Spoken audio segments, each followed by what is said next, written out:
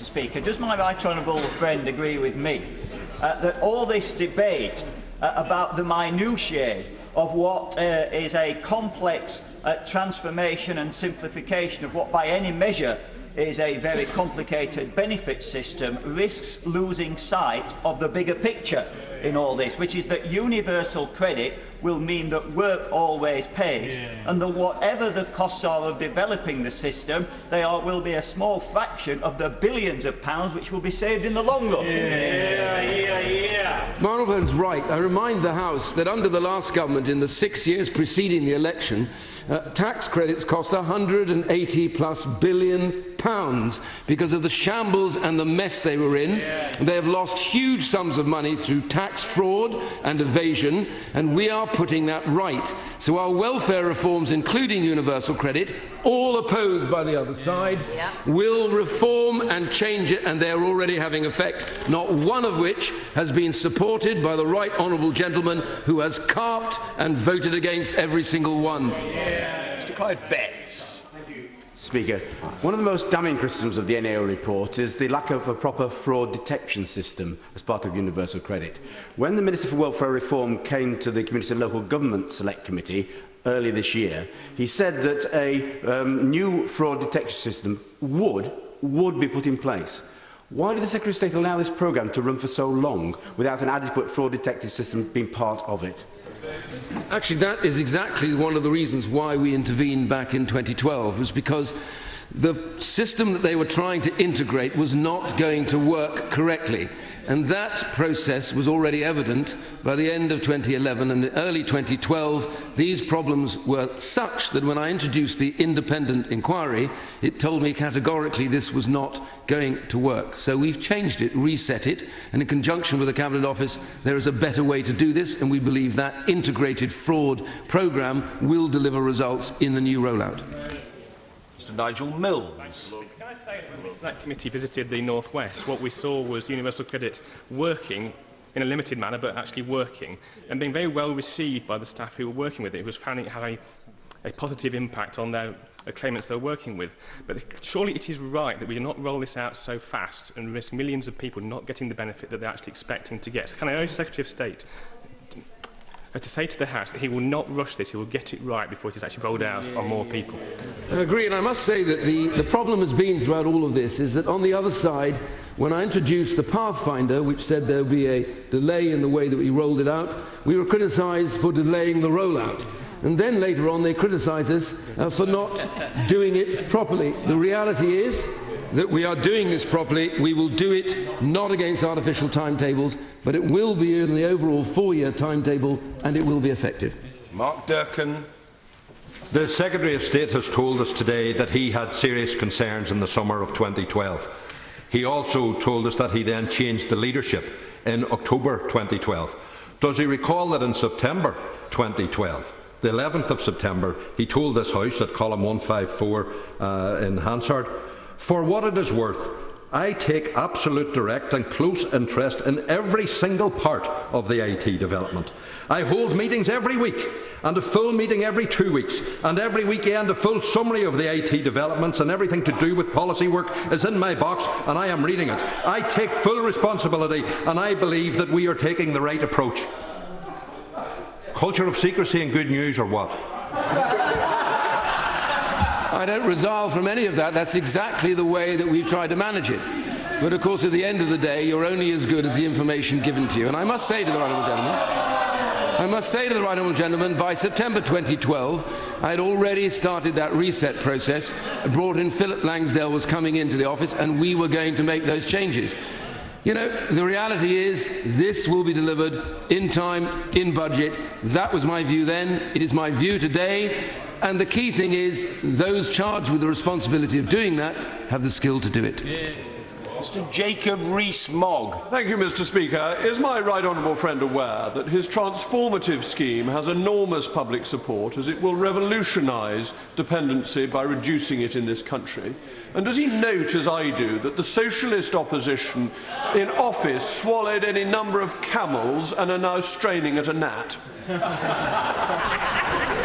Well, he's absolutely right, because as I said earlier on to my honourable friend, the party opposite has opposed every single reform since we came into government. Those reforms set to save some 80 billion, and universal credit is part of that, and at no stage have they told us what they would do instead. When they said they would support universal credit, they voted against it. This is a party in opposition that is so opportunistic that it catches itself in the morning disagreeing with itself in the evening. Glenda Jackson. Since the Secretary of State took personal responsibility for this failure, what we have seen is a delay in the timescale for the universal rollout of universal credit, a reduction in the number of Pathfinder programmes, reduced way down, claimants being reduced to the simplest to pass through the system.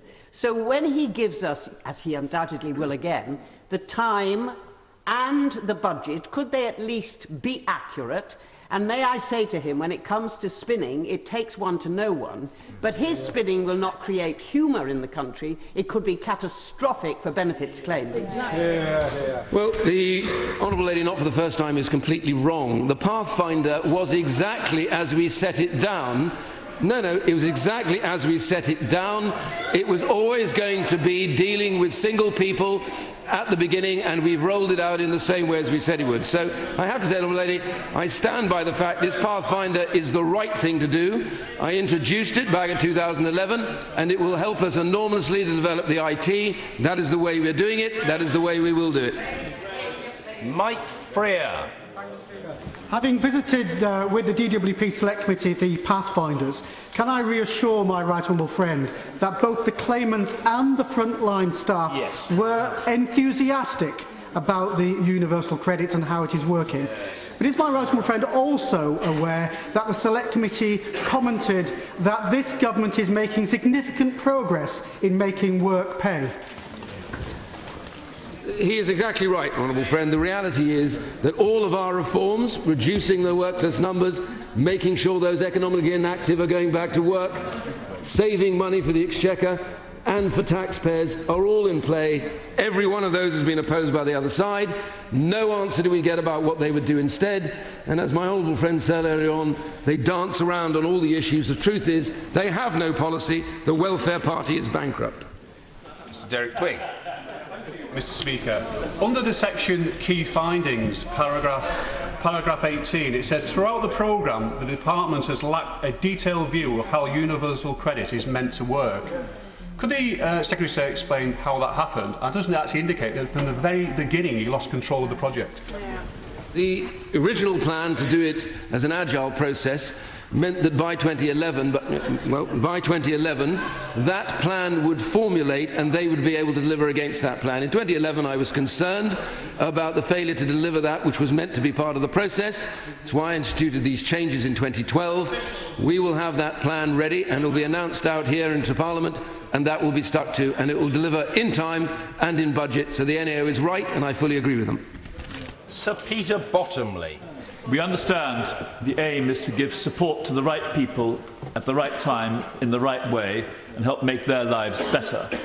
Can my right honourable friend give us a reminder of the additional benefits of reductions in administrative costs, in fraud and in error?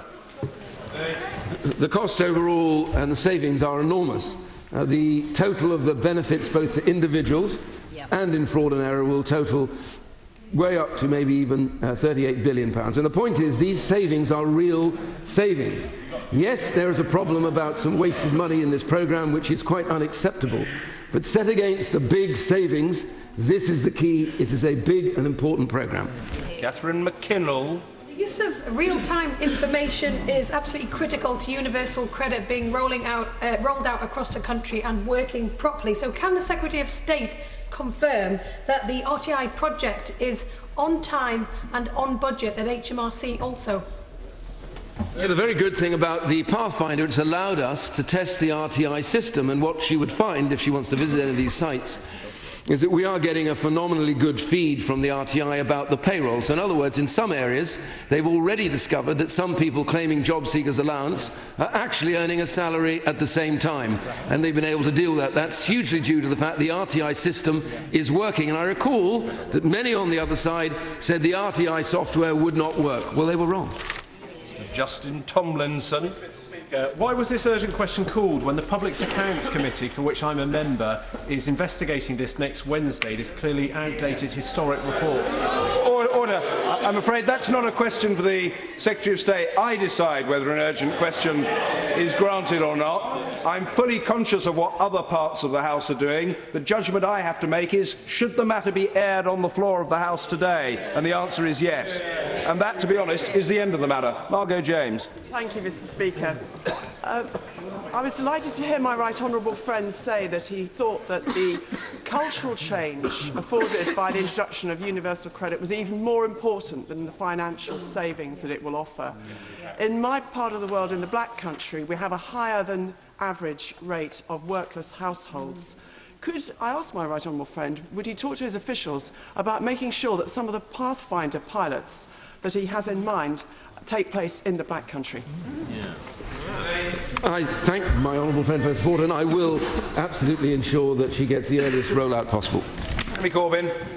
Secretary of State, in looking at the operation of universal credit, look at the wholly disproportionate effect on people living in high private rented sector cost areas where a wholly disproportionate level of their benefit goes on private sector rents rather than keeping body and soul together. We need to look at that, and we also need, I think, to have control of private sector rents. Can I say to the honourable gentleman, universal credit, I believe, will help in that regard, because as they go back to work, the idea is that at every hour they work, they will be better off than they are on benefits, and that should add to their ability to be able to afford to live. And as I make the point, the vast majority of the benefits under universal credit will go to the bottom 20% of those earnings, so it should be a net benefit to the poorest in society. Nick Dubois. Thank you, Mr. Speaker. Can I urge the Secretary of State to reject the offer from the Shadow Secretary of State of cross-party talks, not just because of their failure in IT and benefit fraud and tax credit system, but they fundamentally do not believe in welfare reform, which this country desperately needs. Say to my honourable friend, I'm not going to reject the offers of the right honourable gentleman, because I'm an optimist. I believe there's always a chance that on the road to Damascus, an individual like that may change his view and realise that what we're doing is the right thing. So I'll do my level best to persuade him that everything he's done so far is wrong and that there is a better way, marked coalition. Sheila Gilmore. Sorry. The problem for the Secretary of State is that we have been here before. We've been told on every occasion that everything was fine. Agile programming, whatever that is, was going to solve all the IT problems. Now Agile was all wrong. The problem I think the Secretary of State now has is that he still wants to deliver this by 2017, despite the fact that he's already far behind his original timetable that was delivered 2017. Would it not be better if he does accept that there are all these problems, it's unlikely that universal credit will be as simple as cheap to administer, all these words, would it not be better to delay the final implementation date? Can I say to the honourable lady, she's right. I agree with her. We had been here before. National Health IT collapse, 13 billion. Child Support Agency, 120 million failure and crash programme. 7.1 billion IT project failed. The difference is that unlike those programmes under her government, I acted to make sure the changes were made early to deliver the programme on time and in budget. Order. I appreciate there's much interest, but 25 members have questioned the Secretary of State. We must now move on, because the House is used to the situation in which virtually everybody gets in, because that's the way I like to play it. I must say, particularly to new members, didn't used to be like that at all. It usually is, but I have to make a judgment about the time that we have available. We have business question, we have a statement on legal aid, and we then have debates under the auspices of the Backbench Business Committee. All of these matters can be rehearsed again in the future, and doubtless they will be. Business question, Angela Eagle. Thank you. I wonder if the Leader of the House would give us the business for next week.